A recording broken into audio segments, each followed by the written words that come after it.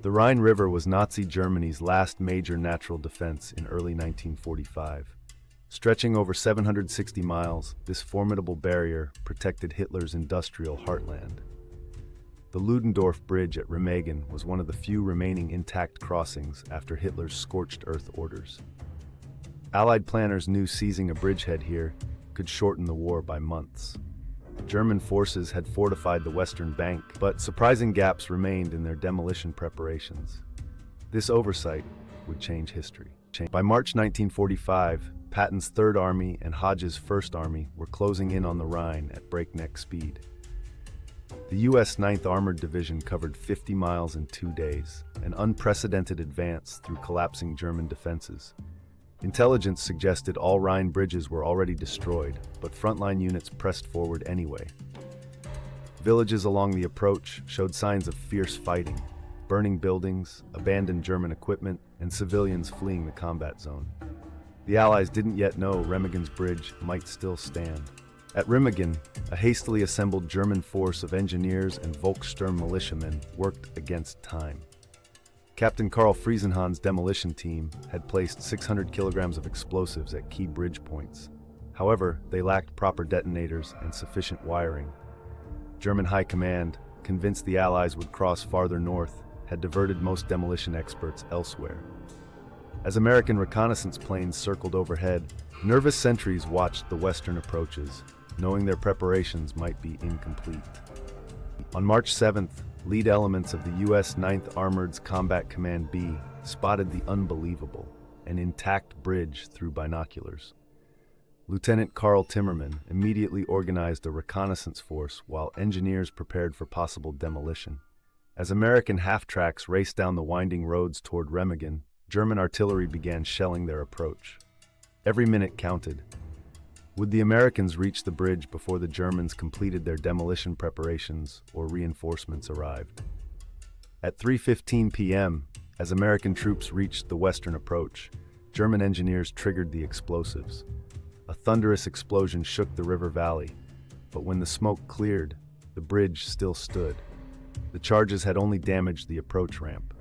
In a critical miscalculation, the Germans had placed explosives atop the bridge instead of cutting critical support points. As German machine guns opened fire, Lieutenant Timmerman made a historic decision: order an immediate assault crossing despite the unknown structural damage. Under heavy machine gun and sniper fire, elements of the 27th Armored Infantry Battalion began crossing at 4 p.m.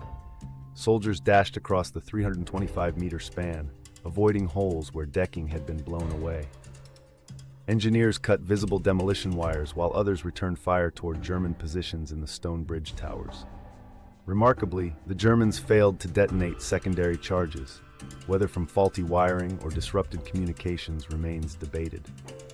Within 15 minutes, the first Americans reached the east bank, establishing a fragile foothold. German forces responded with everything available. 88mm flak guns fired horizontally at the bridge while infantry counterattacked from the railroad tunnel east of Remagen. The U.S. 9th Division's after-action report documented 17 separate counterattacks in the first 24 hours. American engineers worked feverishly under fire to reinforce the damaged structure, while combat troops repelled German assaults with bazookas and machine guns. The Luftwaffe even attempted rare daylight bombing runs, though Allied air superiority prevented serious damage. U.S. Army engineers performed miracles under constant artillery and small arms fire. They repaired decking with timber from nearby houses, bypassed damaged sections with temporary footbridges, and even constructed a pontoon ferry system. At peak capacity, the bridge supported 8,000 troops crossing daily. The 276th Engineer Battalion's after-action report noted they replaced over 5,000 square feet of decking while frequently coming under direct fire. Their work allowed tanks and heavy equipment to cross, a capability the Germans had believed impossible. On March 17th, 10 days after its capture, the overstrained Ludendorff Bridge finally collapsed into the Rhine, killing 28 engineers. However, the delay had proven decisive. By then, the U.S. First Army had established multiple pontoon bridges and moved over 25,000 troops across. German attempts to dislodge the bridgehead had failed catastrophically, with over 1,000 prisoners taken. The unexpected crossing at Remagen forced German high command to divert critical reserves from other sectors, weakening their overall Rhine defenses. The Remagen bridgehead became the spearhead for the final Allied advance into Germany. Within weeks, U.S. forces encircled the Ruhr industrial region, capturing 325,000 German troops. Historians estimate the unexpected crossing shortened the war by several months, potentially saving hundreds of thousands of lives. Today, only the bridge towers remain as memorials. As General Eisenhower later wrote, the bridge was worth its weight in gold.